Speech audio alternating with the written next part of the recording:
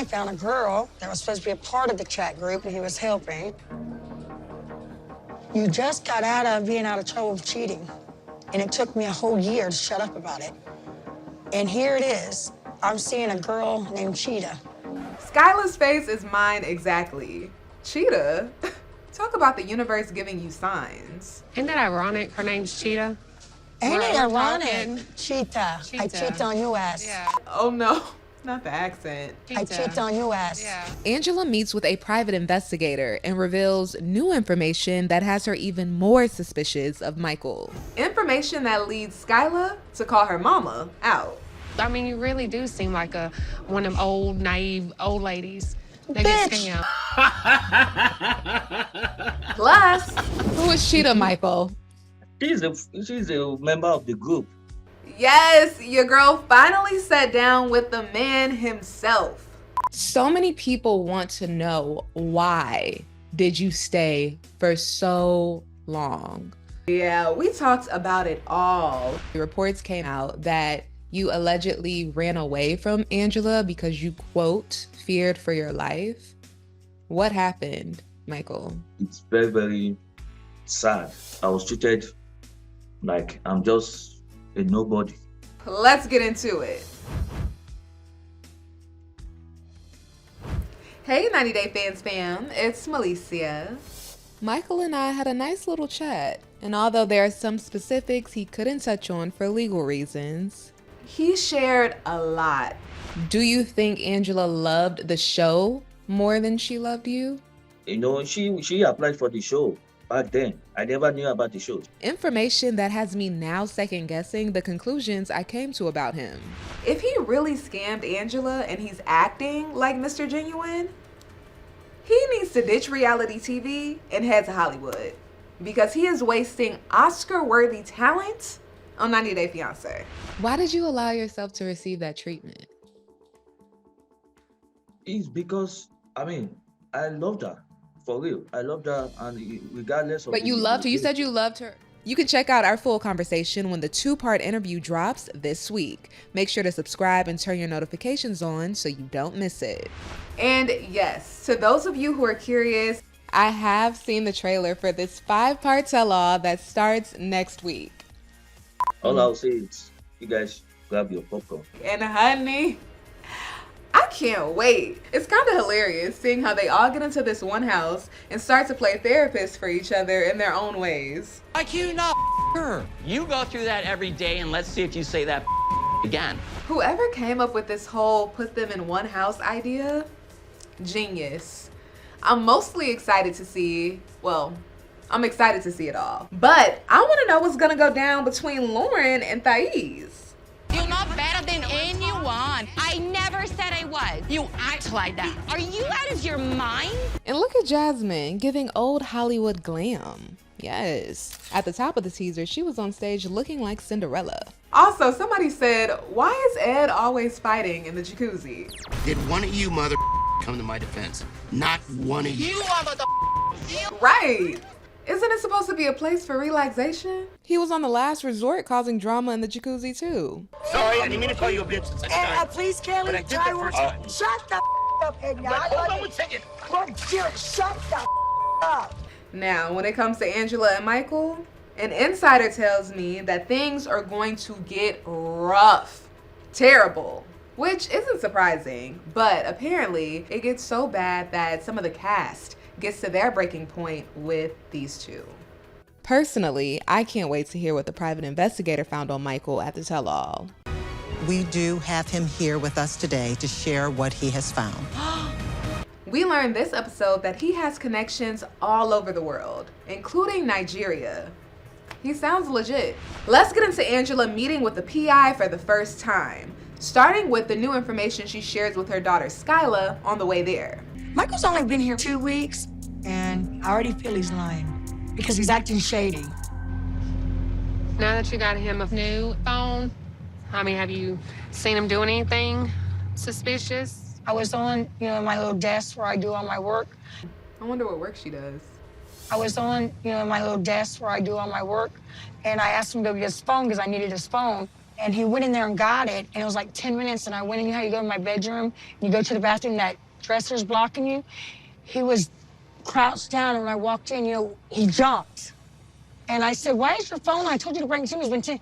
Oh, I was just cutting it on for you now. Oh yeah, that sounds like a lie. And here's the thing about the jumping part. I scare him all the time when he has a delay. He won't jump right then, but 3 seconds later, he'll jump. Like, he jumped right like I caught him. When she says that she scares him all the time, I don't know if she means scaring him like hiding and then boop, or if she scares him because he's actually afraid of her. I really need to know now, before he gets any more involved in my life, in my family's, if he's here for me, or is he really here for himself? Fast forward, they pull up to the China buffet, which had me so confused. If you know, you know. I was like, they're meeting the private investigator here? Hi. Hi. So Todd. handsome.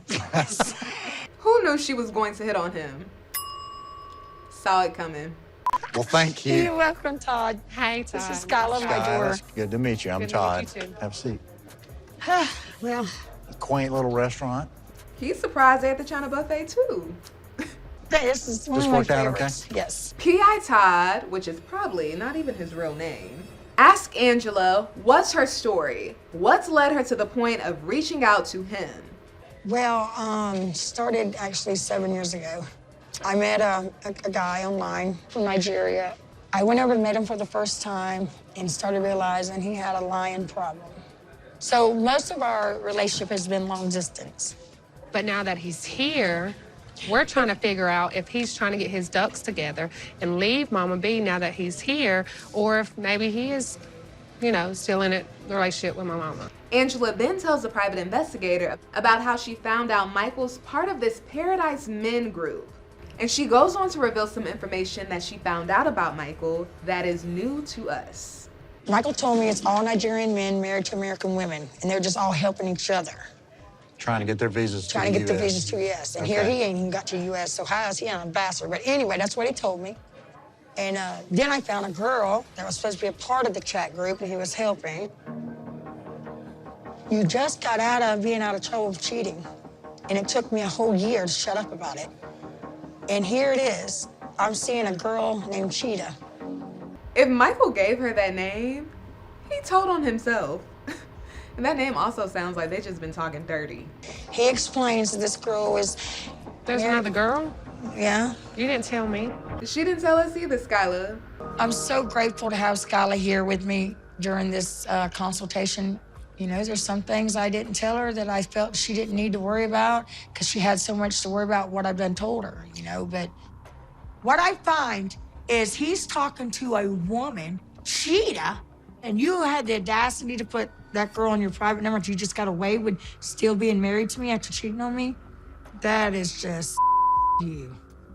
But I forgave him because once Michael got the visa, I wanted a new beginning for us. But in the back of my mind, I still know what he did in Ivory Coast, and all I want is answers. To me, at this point, what she really needs isn't more answers. It's courage. Courage to see and accept things for how they truly are. She does not trust Michael. She is not happy in this relationship. It brings out the worst in her, and she's had to reach out to a private investigator. I mean, come on. In my opinion, that's enough evidence that it's time to end it right there. Do you know anything about this Cheetah girl? I know I'm not perfect. That used to be my favorite Cheetah Girl song. Do you know anything about this Cheetah girl? Isn't that ironic? Her name's Cheetah. Ain't it We're ironic? talking- Cheetah. I cheat on your ass. Yeah. The fact that this is real life is wild. Hey, they say reality is stranger than fiction. His explanation is he's helping her and her husband so they can get their visa and be together. And I'm thinking, first of all, you can't get your own goddamn visa. I found on his phone a recent search of, this is terrible, life insurance policy for 50 and over. Okay. And I just turned 58. He did what? We didn't know that little detail. She specifically found information on a policy for people 50 and over. Originally, she just said this when she found the screenshot in his phone. What is the life insurance and how do you use it? Life insurance? Is this bitch planning on killing me? The details can be embarrassing. I understand, Angela. We are all guilty of keeping some details to ourselves. He was searching life insurance policies? He said he didn't, but nobody else had his phone. No one uses his phone. Have you really thought this? He's trying to kill you, Mama. This is like a Lifetime movie. I guess dramatic people have dramatic lives. That's what I thought at first. I'm like, what the He ain't trying to leave you. He's trying you to leave everybody. That's an interesting way to word it. But yeah, if I was Skyla, I would be scared too. How uncomfortable. I would be giving Michael the side eye all the time. I can't wait to expose him. Mama just keeps hiding for him, and it's sickening how she just hide. You really do seem like one of them old, naive old ladies that get scammed. Skyla said, Mama, I'm gonna tell you like it is, with no filter. And Angela didn't think twice about her reaction. That they get scammed. Was instinct. You really do seem like one of them old, naive old ladies that get scammed. Well, that's what you act like. While it would probably hurt my feelings if my mom called me a bitch, I respect their bond and how they accept each other for who they are. She knows the truth. She just don't want to face it. Okay, well, whatever. The fact that Michael was looking up life insurance policies on Mama is just a red flag, and now I'm worried about my mama's safety. The private investigator goes on to tell Angela his plan to help her. So some homework for you I want you to do is get me all of the profile names that he has used in social media. Okay. And I'll do a complete dark web, gray web, and surface web search. I've got a network that's got a long reach all the way around the world. I've got people over in Nigeria that can try to extract all the communication, and it doesn't matter if it's been deleted. You can pull everything off the internet. If it has ever touched the internet, we'll be able to extract that. Ooh, this is serious. They are getting down at the China buffet. One of the big red flags is this Paradise Men's group, because I think there's going to be some big answers that are within that group that Michael's been involved with apparently for a long period of time. But the obvious million-dollar question is whether or not he has scammed Angela. Obviously, it's too early for me to say that right now, but we'll find out soon enough. And I believe you with the way you just said that. Bring us all some clarity, please. If you prove he's really scammed me, he's going home one way or another. That one way or another. I wonder what she means by that. Angela ends the conversation by saying she's willing to risk her marriage to find out the truth. Because if he is scamming me, I don't need him here around my grandchildren or my kids. He's got the wrong American. Yeah, that was clear a long time ago. I believe you are honest and you will bring it to me, bring it to the table. Good news or the bad. Speaking of good news, there is something really beautiful happening on Happily Ever After right now that I want to take a quick moment to share with you. This episode, Patrick reconciled with his dad. We talked about their relationship before. His dad wasn't around when Patrick was growing up, and it seems as if when he's around now, he's taking advantage of Patrick financially. Paint that little wall, trim the trees. Why does that have to happen? Because we gotta do the party.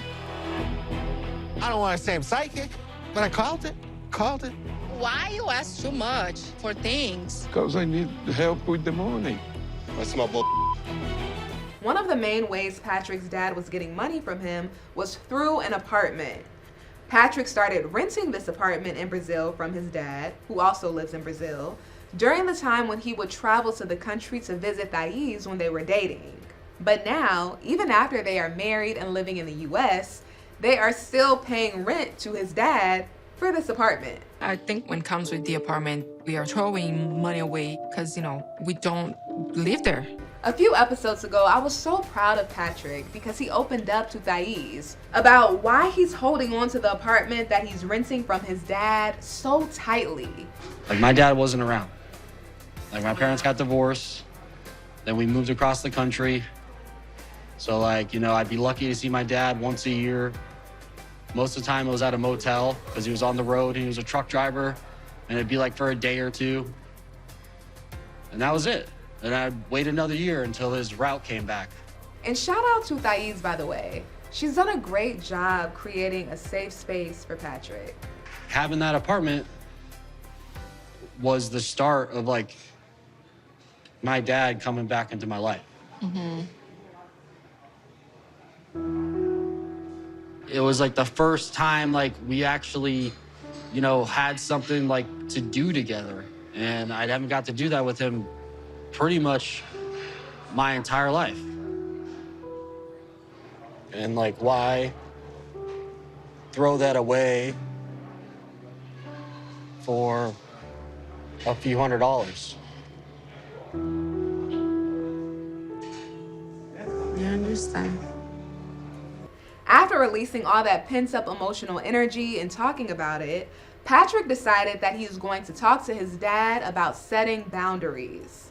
And this week, he finds the courage to do just that. Everyone's giving me a lot of really about the apartment. And rented from you, and I was trying to tell him, like, it's the only way you make money. Exactly. It's kind of hard for me to just give you. Right now, I need to have that income for my expense over here. I told Thais basically, like,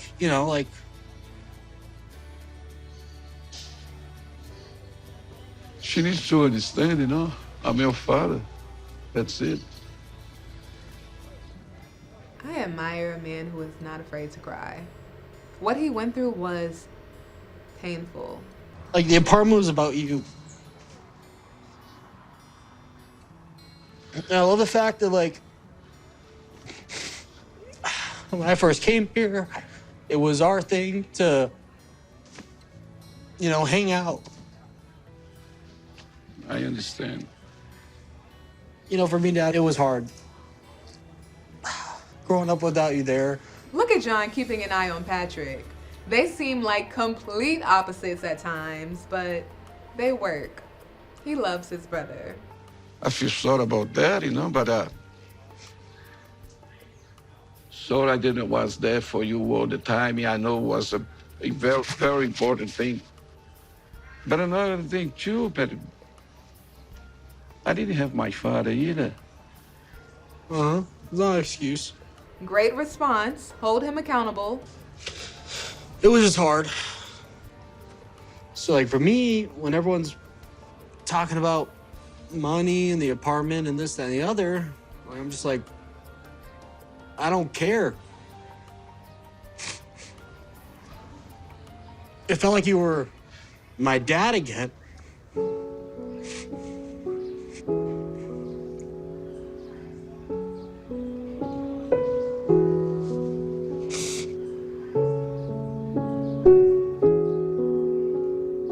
Today is my first time I see my son cry like that.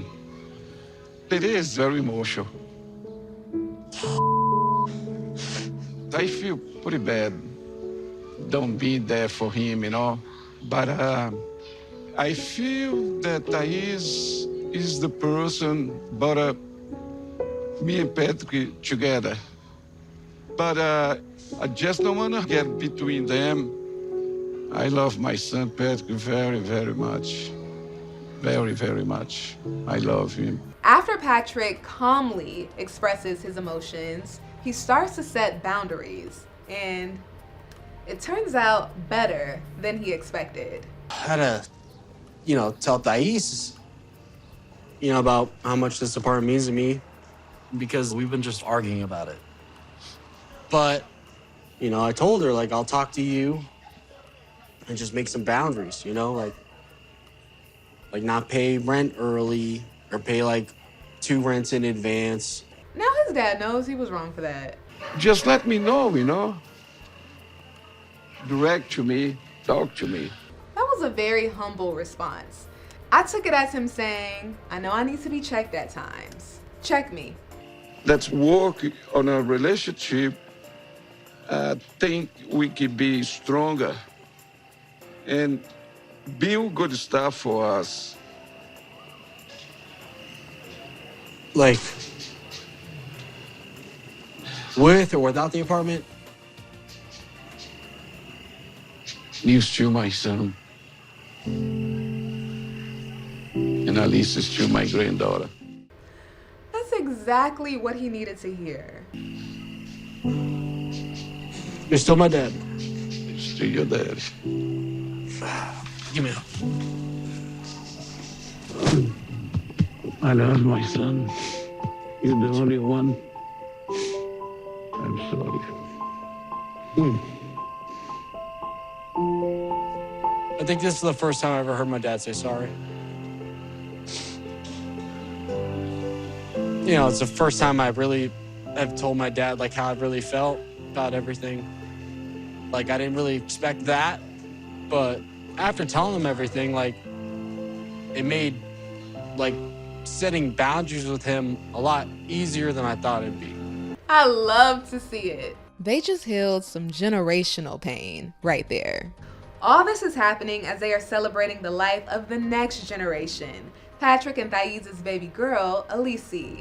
Now, none of this is to say that his dad is going to be perfect from now on, but I do believe little Patrick, the child version of Patrick, who is still with him, the version of him who was waiting to meet his dad once a year at that motel, finally heard what he needed to hear. And I think Patrick having that weight off of his shoulders is going to do wonders. Cheers to freedom from the past and new beginnings. And I know for some of you, this conversation can be triggering. And if it is, I send you my love. My hope is that it gives you hope.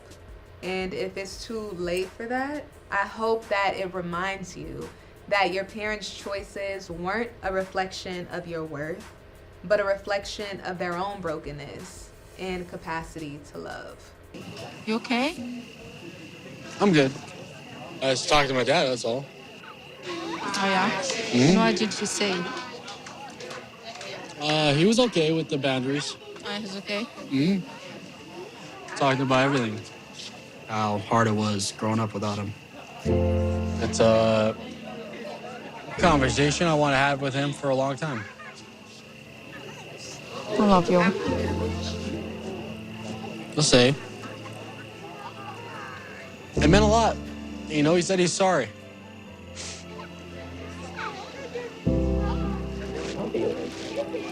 Você me amou da minha vida.